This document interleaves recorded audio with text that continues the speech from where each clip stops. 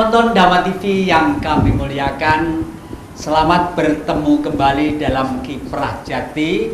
Dan para penonton Dhamma TV yang selalu damai di hati, kita mencoba untuk meneruskan minggu-minggu yang lalu. Kita masih berada di wilayah Kabupaten Malang. Kalau masyarakat ikut menjaga, ikut nguri-uri, karena inilah nanti yang akan mengundang orang sedunia untuk melihat karya hebat bangsa kita. Nah, para penonton Dhamma TV yang kami muliakan, kalau minggu yang lalu kita bicara, kalau nggak salah dulu ada seorang empu kelahiran Singosari, empu KRT Fanani, Haji Fanani ya, gampangnya gitu ya. Itu memang seorang putra Singosari yang mempunyai karya-karya yang bagus, dan akhir-akhir ini beliaunya dibawa kemana-mana, ke Lombok, ke Bali, ke Jakarta, udahlah nganglang Buana, karena karyanya begitu sangat bagus. Ya, para penonton Dhamma TV yang kami muliakan, saya pikir kita bicara kekayaan budaya leluhur kita tidak akan ada habis-habisnya. Nah, ada tamu lagi. Kula nuwun. Ya, sugeng siang. Waduh, sugeng siang. Iya, rahayu ya. Diam cucu. Iya. Monggo. Ya. Saya datang jauh-jauh tadi di jalan agak macet. Kebetulan hati saya nggak tahu, kepingin ketemu Ki udah lama, dan kebetulan saya juga mau menanyakan itu yang kemarin yang dibicarakan tentang Tosan Haji. Nah, ini saya punya, ya saya mau menanyakan ke ahlinya ya. Kebetulan Ki Jati sendiri sudah memfasilitasi untuk budaya, terutama buat anak-anak atau adik-adik yang selama ini kan belum tahu apa itu sih yang namanya Tosan Haji itu. Ternyata kita pelajari dulu sejarah di sekolah, ternyata di situ banyak maknanya gitu Ki. Makanya saya juga mau mempertanyakan, saya punya kagungan keris ini. Gimana ini sejarahnya kok sampai dirawat, tidak ada kata lain, menghargai leluhur, dan juga kalau kita nggak paham lagi, kita mau menanyakan sama empunya. Dari mana dulu Mas ini? Ini dulu saya dari orang tua saya. Orang tua. Iya. Ini namanya kayu timo. Ini waduh. Polengnya ini bukan digambar, ini asli. Iya. Polengnya ini asli, kayunya timo. Nah, ini gagrak seperti ini namanya gagrak Surakarta gitu. Gagrak Surakarta. Kalau ini bagus ini Mas, antara pegangan dan tubuh ini serasi banget. Tinggalan leluhur nggih? Iya, tinggalan leluhur dari bapak, mbah itu. Makanya turun ke saya dan saya suruh merawat. Ternyata kita merawat yang namanya besi, ya kasih minyak biar nggak aus atau berkarat gitu. Betul nggih. Ini sabu nggih? Nggih, monggo nggih. Waduh. Singo barong. Waduh. Gini jauh nggih.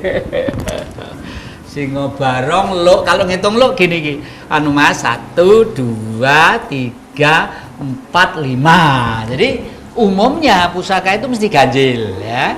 Lo 3, lo 5, lo 7, lo 9, lo 11, lo 13 dan seterusnya. Umumnya itu lo 13 gitu. Ini pamornya, dan besinya bagus juga. Jadi kalau lihat besinya itu jangan gini. Ini kuku gini, ting gini. Nah, gini ya. Gitu. Dengarkan gini. Nah, ini singo barong. Ini pamornya, pamor apa ini ya? Banyumili. Nggih. Pamornya. Lu berapa itu Ki? Ya. Lu berapa? Lu 5 kayak 1 2 3 4 5. Oh, lu 5. Nggih, lu 5 itu orang Jawa menamakan pendowo gitu. Iya. Sehingga ini umumnya orang yang megang ini itu untuk kewibawaan umumnya. Nggih. Minta keterangan Ki, kalau ada yang bilang dulu kasih wewangian itu katanya ada unsur macam, padahal kalau kita bau harum kan seneng daripada bau yang nggak sedap, bener nggak Ki? Betul. Jadi kenapa kok dikasih wewangian itu ya wong namanya tosan aji. Tosan sendiri besi. Aji itu artinya diajeni.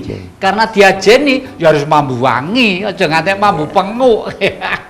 Dan maaf, ini ada penghuninya. Jadi setiap benda itu mempunyai penghuni.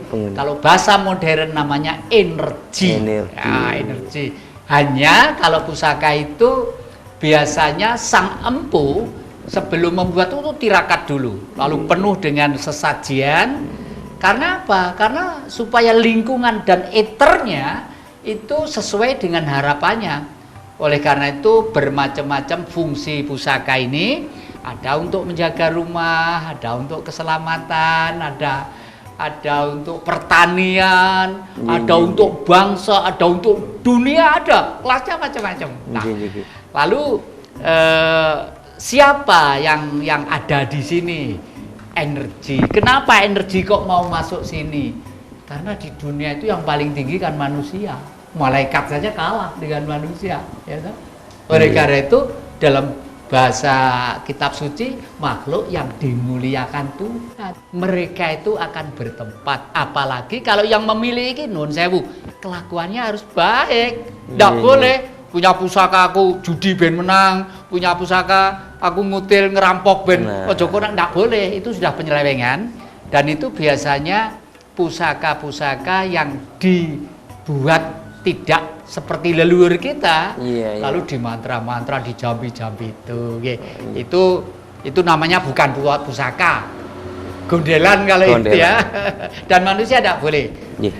Waduh, bagus Mas ini Singo Barong. Banyak terima kasih Ki atas pemahaman biar putra-putri kita, anak-anak kita juga cucu-cucu kita itu paham tentang Tosan Aji, biar nggak ada semacam yang dibilang ini fungsinya untuk yang dibilang tadi untuk mencuri gini, padahal itu kan salah satu nilai sejarah ya dia.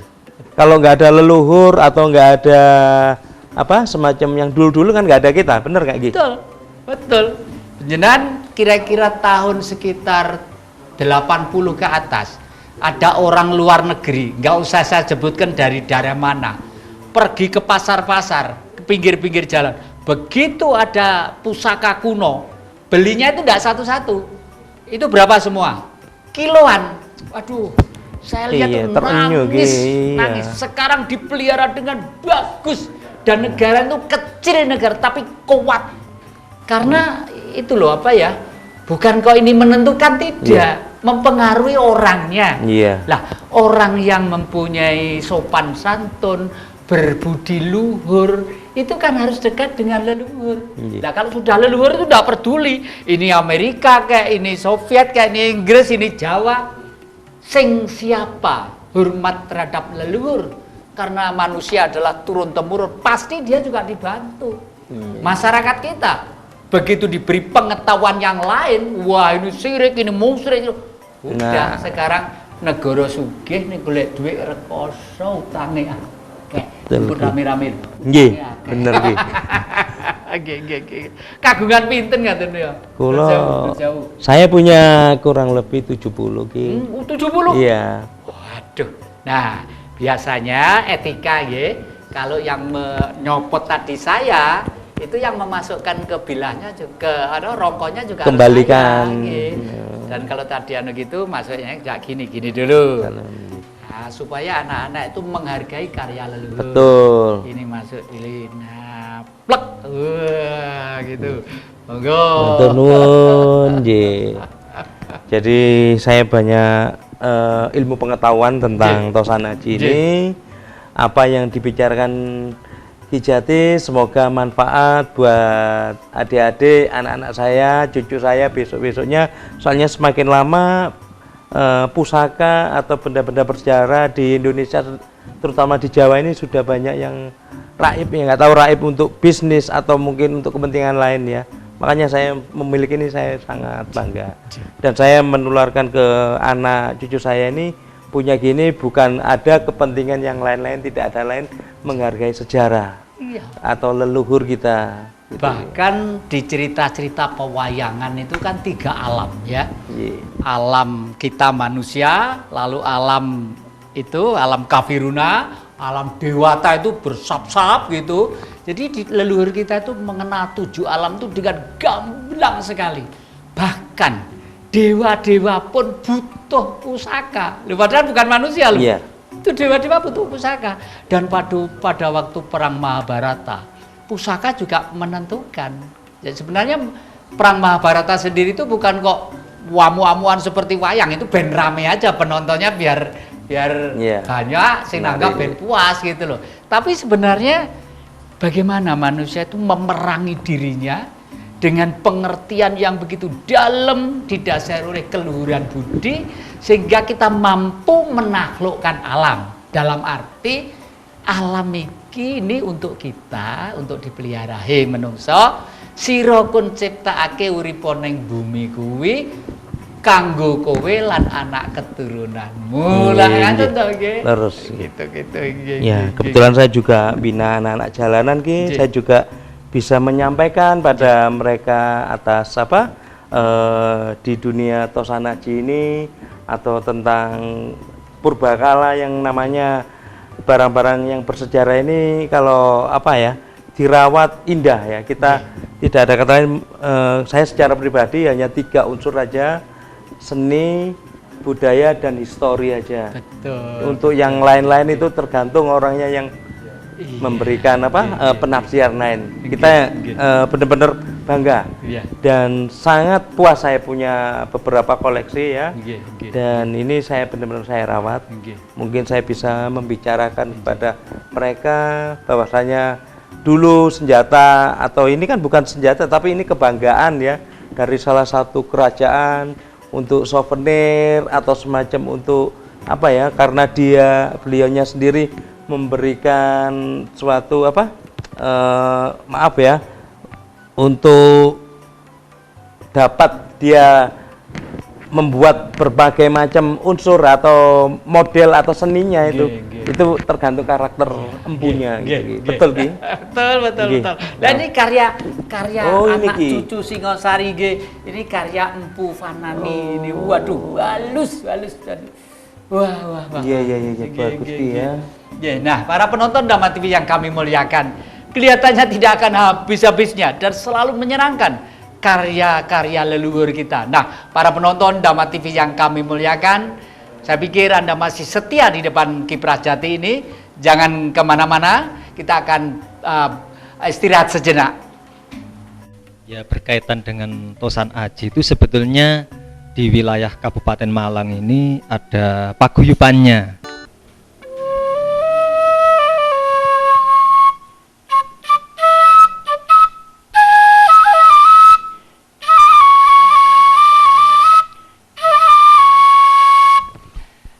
Terima kasih para penonton Dhamma TV yang kami muliakan, masih setia di depan Kiprah Jati ini.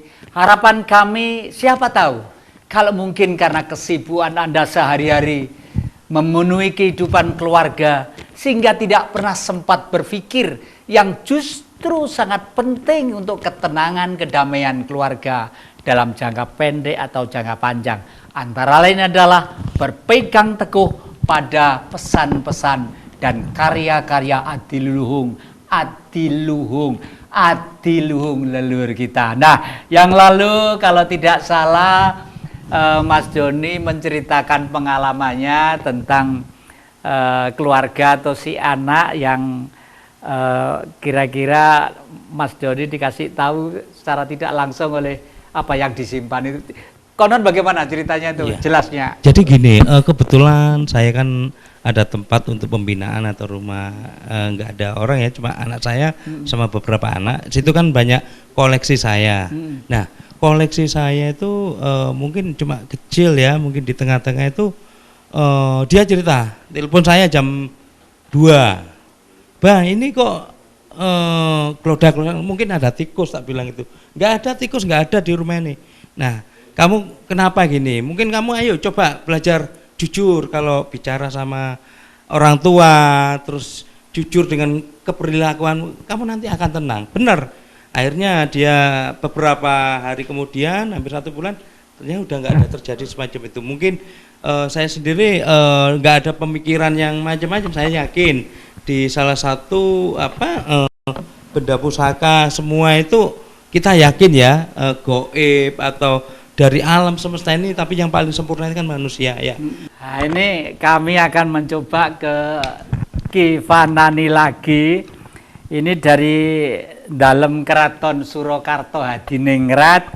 Beliau itu mendapat gelar Kanjeng Raden Tumenggung Haji Arum Fanani Notopuro. Ceritanya itu tolong diceritakan Ki, sejenak Ki. Meskipun waktu itu saya juga hadir juga, tahu juga itu di monggo pripun. Kaitan dengan gelar itu maksudnya. Oh. Ya, gelar kepangkatan yang diberikan dari Keraton Surakarta itu adalah gelar kepangkatan anon-anon. Artinya pangkat saya itu dulu Tumenggung itu Bupati Anon-anon. Artinya bukan bupati yang sesungguhnya, tapi bupati pangkat bupati penghargaan karena mungkin beberapa prestasi di bidang seni keris. Kemudian beberapa tahun kemudian lewat Kabupaten Malang pada saat itu penghargaan itu diberikan lewat Kabupaten Malang. Kami mendapatkan kembali karena masih eksis menekuni di bidang seni pusaka, khususnya pusaka keris. Saya baru ingat Ki Fanani. Saya itu pernah dalang di Banyuwangi, kebetulan tas itu tertinggal. Isinya ya blangkon, ya beskap, ya keris juga tertinggal. Bingung saya. Akhirnya punya inisiatif di sana itu pinjem di tempatnya itu loh, tukang nyewakan pakaian manten. Waduh, termasuk keris. Setelah saya buka itu keris-kerisan, jadi mau seng kandel dingin. Jadi rasanya itu wah gitu. Itu yang bisa dikatakan palsu ya. Kalau semua keris nggak ada istilah palsu, baik karya sekarang atau dulu ya tetap tosan aji, tua dan muda ya. Terus juga saya ini yang lagi rame-ramenya tentang keris, ada yang bisa berdiri, terus keris ini bisa yang dipergunakan lain-lain. Kalau saya sendiri melihat keris ini, kita melihat dari keindahannya ya, seninya juga ya. Keris sampai berdiri saya kira mungkin faktor keseimbangan ya, apa benar itu? Atau mungkin faktor ada kodamnya atau yang dibilang ada penunggunya atau semacam itu, dikeluarin berdiri sendiri itu. Itu saya minta pemahaman biar masyarakat itu enggak salah jalan, salah langkah yang kiranya keris ini kok sampai di perdayakan yang sesat lah gitu. Pada intinya keris atau pusaka itu sejak awal memang dibuat atau diciptakan dengan fungsi-fungsi tertentu atau tujuan-tujuan tertentu, yang mana keris atau pusaka itu memang tujuannya untuk mendampingi seseorang di dalam berkarya, di dalam berjuang, di dalam memangku jabatan dan seterusnya. Memang di situ diselipkan atau direncanakan bahwa pusaka ini diharapkan membawa keberuntungan, membawa keselamatan, pengasihan, kerjaan dan sebagainya. Itu memang ada pada lambang-lambang dan doa-doa yang dilantunkan pada prosesi mulai awal hingga akhir. Itu berkaitan dengan, jadi isinya keris atau pusaka itu kalau menurut pendapat saya adalah harapan dan doa. Isinya itu harapan dan doa. Adapun berkaitan dengan apakah keris itu bisa berdiri atau keris itu bisa sesuatu yang ngedap-ngedap itu banyak versinya. Banyak versinya. Yang pertama, versi energi, bahwa media atau pusaka atau keris yang terbuat dari besi itu memang bagi orang-orang tertentu dengan doa dan kemampuan orang tertentu, keris itu memang bisa berdiri. Di sisi lain, keris itu dibuat seimbang dengan bentuk dan style tertentu, itu diharapkan keris itu bisa berdiri. Tetapi tidak semua orang juga mampu mendirikan keris tersebut. Kemudian untuk generasi muda, memang saya harapkan keris itu tidak hanya dipandang dari sudut kliniknya, tetapi keris itu tadi saya sampaikan perpaduan, bahwa di situ ada unsur seni yang tinggi, ada seni tempa, seni bahkan ada yang ditambah dengan kinatah atau logam mulia. Itu menandakan keris tersebut dibuat oleh Empu yang Linuwe dan diperuntukkan untuk para bangsawan atau bahkan raja. Jadi unsur seni di dalam keris itu sangat tinggi. Jadi tidak hanya fungsi-fungsi yang membuat orang kadang mengkirik, oh ini ada ini itu dan sebagainya, yang sehingga banyak perbedaan pendapat. Lalu ini saya tanya juga, ini pengen tanya, konon keris itu terdiri dari berbagai mineral besi ya, yang satu sisi bahan itu kalau dipanaskan sekitar 4000 derajat Celcius misalnya, dia mesti leleh atau nguap. Tapi yang satu sisi 18.000 derajat Celcius. Tapi pada waktu pembakaran antara yang 4.000 dan 18.000 kok yang 4.000 nggak bisa leleh itu bagaimana gitu? Iya, itu bagi seorang empu yang memang bergelut di bidang itu ada teknik tersendiri. Pada awalnya kami itu mencoba mencampurkan bahan-bahan meteorit, bahan-bahan di situ ada unsur-unsur yang ketika kami kaji, jadi kita labkan, itu ada bahan-bahan campuran. Ada unsur Ti, ada unsur N, ada unsur-unsur mineral yang lain. Itu ketika kami coba untuk menyatukan, itu memang sesuai dengan yang panjenengan katakan, itu tidak menyatu. Akhirnya ada salah satu cara, itu istilah Jawanya, istilah kerennya ditapi. Jadi bahan-bahan yang segera lebur itu kami masukkan di pipa. Pipa itu kemudian kami tutup, kemudian kami rongga juga. Ketika kita panaskan itu kita pukul agak pelan-pelan, jadi sudah merah gitu. Jadi tidak marit-marit begitu. Akhirnya itu bisa menyatu. Bisa menyatu dengan besi yang kita siapkan. Lah setelah menyatu, nah itu baru kita olah sebagaimana biasanya. Kalau itu kita letakkan di luar, begitu kita bakar, kita pukul itu mesti langsung tidak menyatu. Nah, para penonton Dhamma TV yang kami muliakan, ternyata bangsa kita itu bukan main hebatnya, bukan main canggihnya. Kalau kita dengarkan Ki Vanani tadi itu, cara membuat keris itu langsung karya pikiran, batin, dan perasaan. Batin itu adalah kelembutan yang sulit kita uraikan. Perasaan mulai getaran-getaran yang bukan karya pikiran. Pikiran bergerak untuk membuat karya seni sudah barang tentu dengan pikiran. Mau lok 1, lok 2, lok 3, lok 5, lok 7, itu karya pikiran. Tapi pada waktu mencampur, pada waktu berkarya, perasaan terus bekerja. Dan supaya tidak pekerjaan barang itu tidak kacau balau, sesuai dengan cita-citanya, batinnya harus kuat. Coba bayangkan ya. Oleh karena itu para penonton Dhamma TV yang kami muliakan, jangan heran kalau dulu di zaman Belanda dan Jepang waktu perang rame-rame sering terjadi.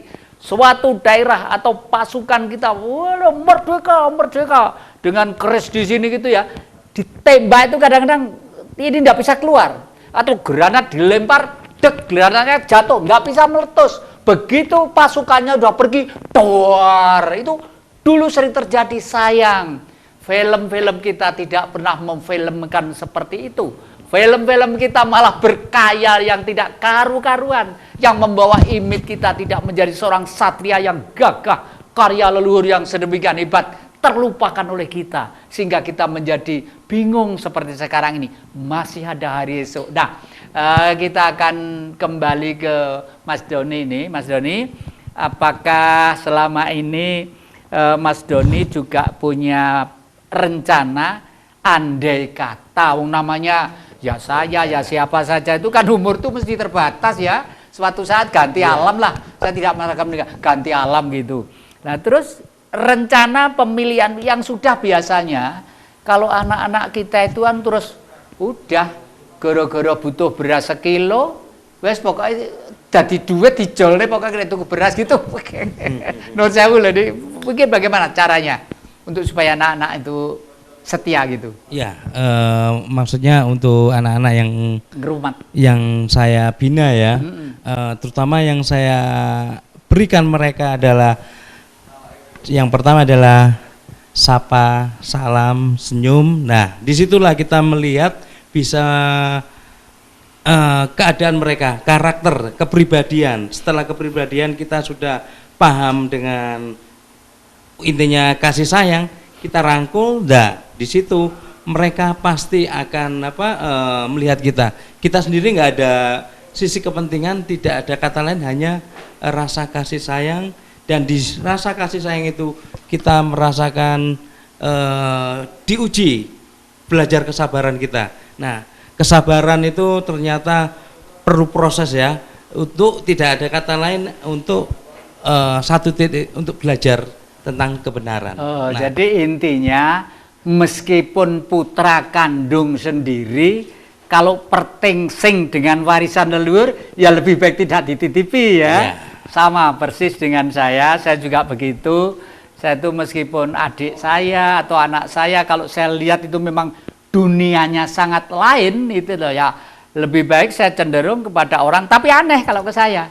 Orang minta malah tidak saya kasih. Tetapi saya tahu orang itu, waduh, pengen memilih ini, langsung saya ambilkan gitulah. Biasanya seperti itulah. Kalau begitu memang harus begitulah, karena kami harapkan pusaka-pusaka ini masih berada di wilayah Republik Indonesia, karena andil pusaka dalam kemerdekaan pun besar sekali. Ingat cerita Pangeran Diponegoro. Nah, para penonton Dhamma TV yang kami muliakan, kelihatannya kita nanti akan bergerak bicara tentang bahan pembuatan, makna, dan kehebatan keris yang bersamaan dengan manusia dan bangsa itu sendiri. Jangan kemana-mana, masih di depan Kiprah Jati. Artinya menampakkan pamor. Iya. Jadi ketika keris itu diwarangi, itu akan tampaklah pamornya. Apakah pamornya itu banyu mili, ilining wareh, atau pamor-pamor yang lain, sehingga jelaslah yang hitam warna hitam, yang putih warna putih. Penonton Dhamma TV yang selalu damai di hati, terima kasih Anda masih sangat setia di depan Kiprah Jati ini. Syukurlah kami merasa bahagia karena semua kerja keras dari kru-kru adik-adik Dhamma TV dan kami semuanya hanya satu, supaya bangsa di negeri ini kembali gagah perkasa dan berkepribadian sesuai dengan cita-cita leluhur kita. Oleh karena itu, kita berturut-turut berbicara masalah karya leluhur yang sulit tertandingi oleh bangsa yang lain. Nah, kebetulan Ki Vanani, empu asli dari bumi suci Singosari ini berkenan untuk membeberkan bahan-bahannya, karena beliau seorang empu di era milenium ini. Dan Ki Vanani matur nuwun nggih. Karena hari ini tadi itu kalau tidak salah loh, di sini itu di pedepokan saya ini sering banyak orang-orang mampir, adik-adik di samping ke gua, ke sumber juga ngobrol seadanya gitu. Nah, ini kami pengen tanya supaya anak cucu itu tahu juga proses pembuatan keris itu sejak awal yang mesti bersiapkan apa, lalu apa. Monggo. Iya, terima kasih. Perabot keris itu ada mendak atau cincin. Ini cincin yang dipakai atau pernya ini seperti ini. Kemudian ada pendok. Ini pendok namanya. Biasanya pendok ini dimasukkan ke gandar. Yang namanya gandar itu yang ini. Nah, ini namanya gandar. Terus ini Ki, ini termasuk keris baru juga ini ya. Keris baru. Improvisasi. Jadi gambar wayang terus di Kinata. Kinata ya sebagai karya seni indah juga gitu Ya. ya. Salah satu kreasi Iya, kreativitas teman-teman kita, saudara-saudara kita di Madura ada, di Jawa Tengah itu juga banyak, bahkan ada sekolahnya. Kalau ini bahannya apa Ki? Ini soalnya ini kelihatannya kok seperti pure. Bertit gitu. Iya ya, apa bahannya Ya, itu? ini salah satu pusaka lama, yang mana pusaka lama itu sering memakai bahan-bahan meteor. Jadi bahan meteor itu unsurnya ada unsur titanium biasanya, ada juga yang bercampur nikel, dan ada unsur-unsur yang lain. Dan ini juga pada zaman dulu itu juga tidak mudah untuk mendapatkan besi-besi bahan keris yang pilihan. Kalau secara umum pada saat itu juga biji-biji itu sudah banyak, jadi pengolahannya itu tidak sulit. Tetapi untuk milih yang berkualitas, yang nanti diperkirakan pusaka ini tahan lama, kemudian bertuah dan seterusnya, itu ada teknis atau cara-cara tersendiri untuk memilih sesuai dengan pengetahuan soal itu. Kalau begitu Ki, saya baru sadar sekarang. Kenapa leluhur kita itu kok memilih meteor sebagai bahan yang istimewa? Karena secara logika, bahan di bumi banyak sejenis besi atau mineral besi banyak, tapi kan sudah campur baur dengan kondisi-kondisi yang bermacam-macam. Kalau dari planet lain yang terjun, bahannya kan masih utuh, masih murni, buminya belum ada bangunan, belum ada apa-apa ya. Gitu mungkin ya. Oh iya. Karena ini Ki, ini apa ini? Ini adalah air jeruk, air jeruk yang sudah dicampur dengan warangan. Dan kalau warnanya coklat atau hitam-hitam ini berarti ini sudah bertahun-tahun bahkan puluhan tahun dipakai. Jadi setiap memakai atau marangi itu dicampur dengan perasan air jeruk nipis. Ini hanya contoh saja. Kemudian dicampur dengan warangan. Ini ada batu warangan, tapi ini bentuknya bubuk. Ada juga yang masih bongkahan. Ini kami tidak membawa. Dan ini tujuannya untuk menghitamkan keris dan memutihkan pamor. Waduh. Artinya menampakkan pamor. Iya. Jadi ketika keris itu diwarangi, itu akan tampaklah pamornya. Apakah pamornya itu banyu mili, ilining wareh, atau pamor-pamor yang lain, sehingga jelaslah yang hitam warna hitam, yang putih warna putih. Dan itu mungkin Ki Jatikusumo bisa menambahkan filosofi ya, pertama mengapa keris itu diwarangi, dan warna putih dan hitam pada sebilah keris. Mungkin bisa ditambah penjelasan. Ya memang kata leluhur itu, pamor itu menunjukkan karakter keris itu ya. Ada pamor bendo segodo itu biasanya bunder gini, ada pamor banyu mili. Lah, dinamakan banyu mili konon kalau tidak salah orang sering menyebut juga trobanyu ya. Dan kalau itu dipelihara dengan baik dan pada waktu membuatnya itu dengan ketulusan, kejujuran, konon di rumah itu kalau kebakaran ya tidak jadi gitu ya. Terhindar dari kebakaran. Dan itu saya sudah berkali-kali mempraktekkan seperti itu. Pada waktu itu pernah ada kebakaran di mana sudah lama itu. Saya mencoba aja sebenarnya. Entah itu pengaruh keris saya atau bukan, itu saya tidak tahu. Tapi begitu saya nggak pamer, saya suruh sembunyi gitu. Kok jadinya juga ya lain gitu loh. Padahal saya di Jakarta waktu itu di daerah Kebon Jeruk kalau nggak salah.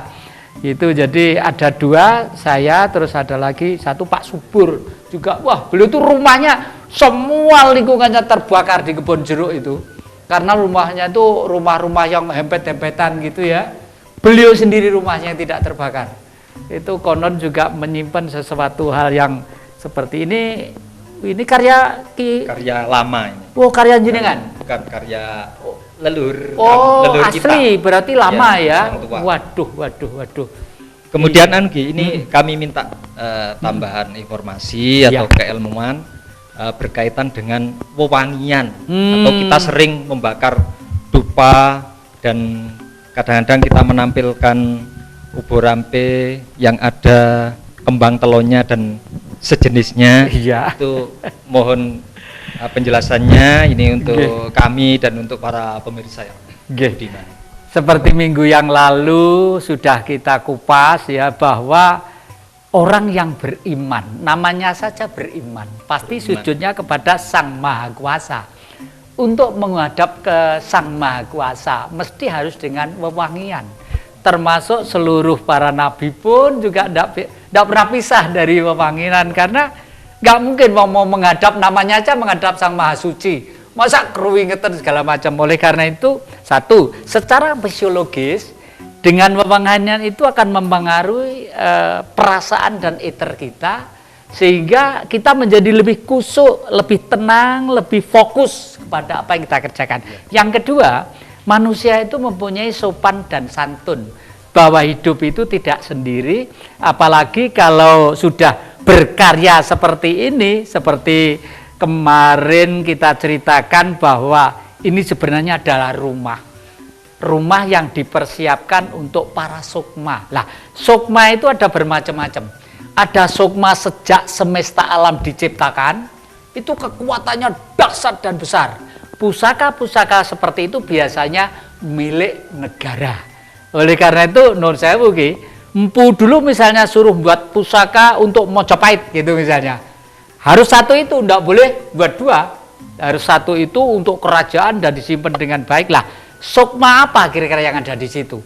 Karena Mojopahit dulu itu wilayahnya hampir separuh dunia lebih, kekuatannya harus besar juga, makanya 300 tahun kurang lebih. Jadi sukma diambil dari alam pada waktu Sang Maha Pencipta menciptakan, dibuatlah antena, ya, antena dengan kekusuan, dengan mantra-mantra, dengan doa-doa, akhirnya begitu masuk, begitu. Makanya kewahyon itu pusakanya. Kewahyon tadi itu ada juga sukma-sukma yang memang setelah meninggal itu masih gentayangan, bingung, di alam bermacam-macam lah. Untuk ke alam yang lebih tinggi itu kan harus turun kembali. Lah, leluhur kita pinter, leluhur itu dibuatkanlah tempat sehingga mereka, beliau-beliau itu berada di tempat ini. Oleh karena itu, memilih pusaka itu ora oleh goro, ora oleh untuk kegiatan non kemanusiaan dan lain sebagainya lah. Awang-awangan orang tuh biasanya seperti itu. Nah, para penonton Dhamma TV yang kami muliakan, berbincang-bincang dengan Ki Fanani, seorang impu muda, anak asli Singosari, itu memang begitu sangat indah. Jangan kemana-mana, masih kita lanjutkan, kita bicara tentang Tosanaji ini. Jadi kalau saya mengatakan bahwa Nuwun Sewu, orang Nusantara itu disebut Jowo. Jowo Dwipo itu bukan Jatikusumo, Noto, Suto, enggak. Robet, Made, Ketut, Hutahuro, itu perilaku budi pekertinya luhur, itu disebut Jowo, beneh, iman, mukmin, gitu loh sebenarnya lah. Ya, terima kasih para penonton Dhamma TV yang kami muliakan. Banyak pertanyaan-pertanyaan yang menggelitik hati saya.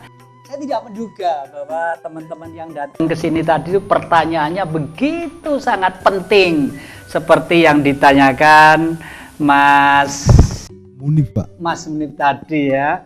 Jadi apakah relevan pemuda sekarang untuk memiliki keris itu sendiri?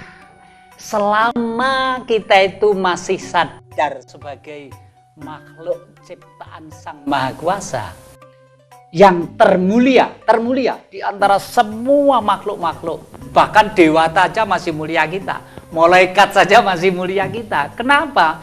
Karena kita dibekali cipta, rasa, dan karso, ya. Cipta, rasa, budi, lan karso yang tidak dimiliki oleh lainnya. Lah, tentang perkerisan ini, perpusaka ini adalah karya Agung, paling tidak dengan memilih di rumah sebagai simbol, meskipun buatan Ki Vanani di abad 20 ini itu mengikat hati kita, ya.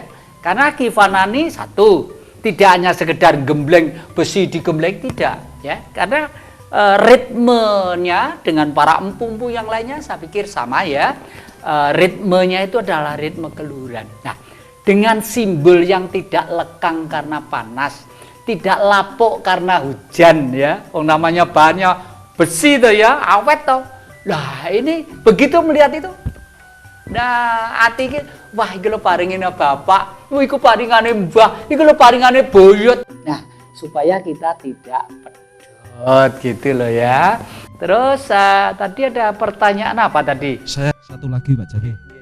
Apakah yang harus yang kita dapat dari kita mempunyai keris itu Pak? Manfaat yang kita dapatkan. Manfaat yang kita dapatkan satu, nasionalisme kita adalah gagah dan percaya kepada diri sendiri.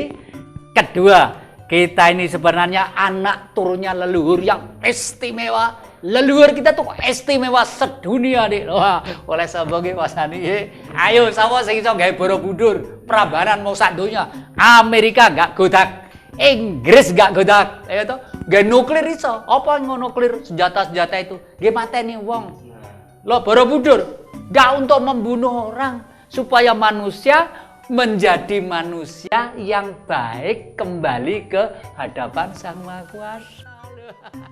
Jadi kalau anak-anak muda itu memiliki ini relevan sekali, tapi karena sudah modern tidak usah berbelit-belit, harus begini, harus begini, tidak, dicintai saja seperti yang kita ceritakan tadi itu. Mas ini mau tanya apa, Mas?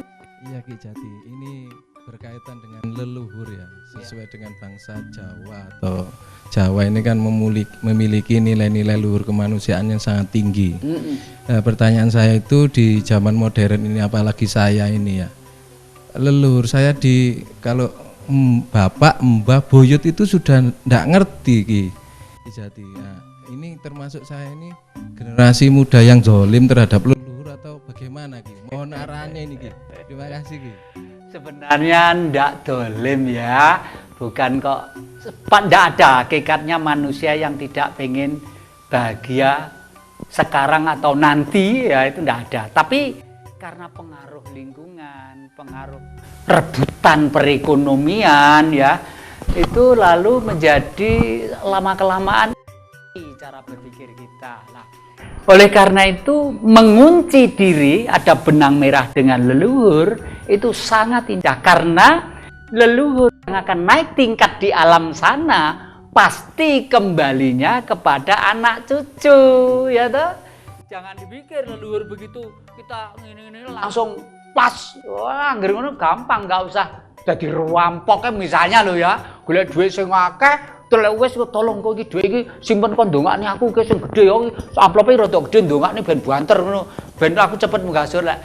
Lah gampang ya toh. Jadi tetap yang diuji itu adalah perilaku kita, kejiwaan kita, kesadaran kita untuk itu. Jadi minimal dengan metode-metode budaya seperti ini kita itu akan benang merah dengan para leluhur itu masih terjaga. Ya, saya sedikit ada pertanyaan buat empunya ini. Ini kan kebetulan rekan-rekan saya mungkin nggak punya keris, atau mungkin yang lainnya penonton atau pemirsa, maaf ya. Gimana untuk mendapatkan pusaka atau keris untuk pemula ya? Selama ini kan belum paham ya. Ini keris apa bentuknya, terus look apa, terus fungsinya untuk apanya itu kan nggak paham. Tolong dijelaskan. Ini kan masalah harga kan memang relatif, nggak bisa dikasih patok mungkin ya, tergantung dari nilai seni dan nilai kelamaannya. Mungkin bisa menjelaskan ini. Terima kasih atas pertanyaannya. Berkaitan juga dengan pertanyaan Mas Muni tadi, kemudian Mas Bro, bahwa untuk generasi muda atau pemula yang mungkin selama ini tidak tahu, tidak mengerti, itu langkah pertama itu kenalilah salah satu budaya keris ini kalau bisa dengan pernak-perniknya, bahkan kita tingkatkan filosofinya. Jadi setelah mengenali, kemudian memahami, mungkin ada beberapa cerita, kisah dan seterusnya dari bahannya dan seterusnya. Setelah mengenal dan memahami, baru mencintai, karena tahu misalkan fungsinya, tahu sejarahnya, tahu filosofi dan makna-maknanya, maka tingkatan selanjutnya adalah mencintai. Kalau sudah mencintai, pemuda-pemuda itu ingin memiliki, tidak hanya tuahnya, tidak hanya materi yang memiliki nilai yang berkembang di kemudian hari, karena kecenderungan harga keris itu juga meningkat. Tetapi kalau kita berkiblat pada leluhur-leluhur kita, bahwa pusaka ini secara filosofis itu tidak hanya hubungannya dengan antar manusia, tapi di situ ada makna-makna yang berhubungan dengan yang lainnya, bahkan dengan Tuhannya atau Sang Pencipta. Itu kalau kita kaji secara detail, pusaka-pusaka ini sangat erat hubungannya dengan ketuhanan. Nah, itulah yang kita harapkan, bahwa keris ini tidak hanya sekedar untuk kelompok atau manusia tertentu, tetapi saya katakan rahmatan lil alamin.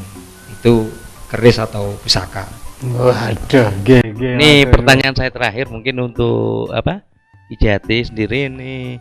Kebetulan banyak adik-adik atau rekan kita ini banyak yang tanya, ini dapat dari melean yang bagaimana? Atau pertapa atau semedi, terus pusaka itu datang, itu apa ada? Dan di situ apa dibenarkan juga? Kayak tiba-tiba mungkin di tengah kuburan atau di tempat sepi atau di tempat lain ya, itu keris itu tiba-tiba datang dan dapatkan. Bukan keris saja, kadang-kadang batu akik atau batu cincin, itu bisa dijelaskan? Banyak generasi akhir-akhir ini yang mencoba untuk mencari dengan kemampuan-kemampuan tertentu. Ini ada dua sisi yang bisa kita lihat. Satu ya sah-sah saja nama, tapi awas ada yang memang dulu itu ditanam oleh leluhur untuk menanggulangi, karena wilayah itu sangat rawan terhadap kehidupan manusia. Mohon maaf, ini kita tarik kesimpulan, saya mohon maaf betul-betul, tapi ini kenyataan. Di Candi Sidoarjo dulu itu, di situ memang sudah ditanami candi ya, lalu sudah barang itu ada pusaka-pusaka. Jadi leluhur kita tuh pinter.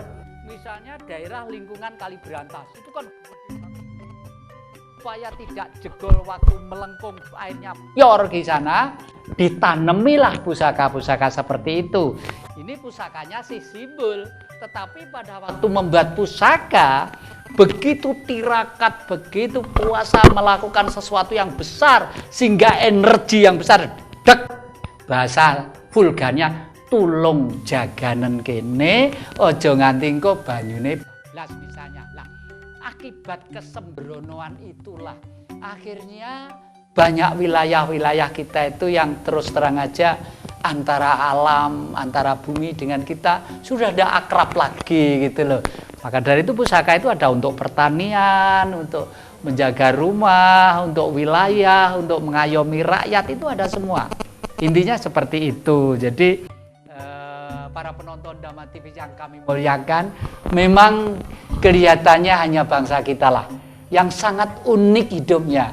Bahkan kita itu mempunyai grup program yang katon moto, lansing ora katon moto. Itulah tugas kita, orang yang beriman. Oleh karena itu, di dalam kitab-kitab suci, termasuk Al-Quranul Karim, syarat orang beriman harus percaya dengan adanya gaib.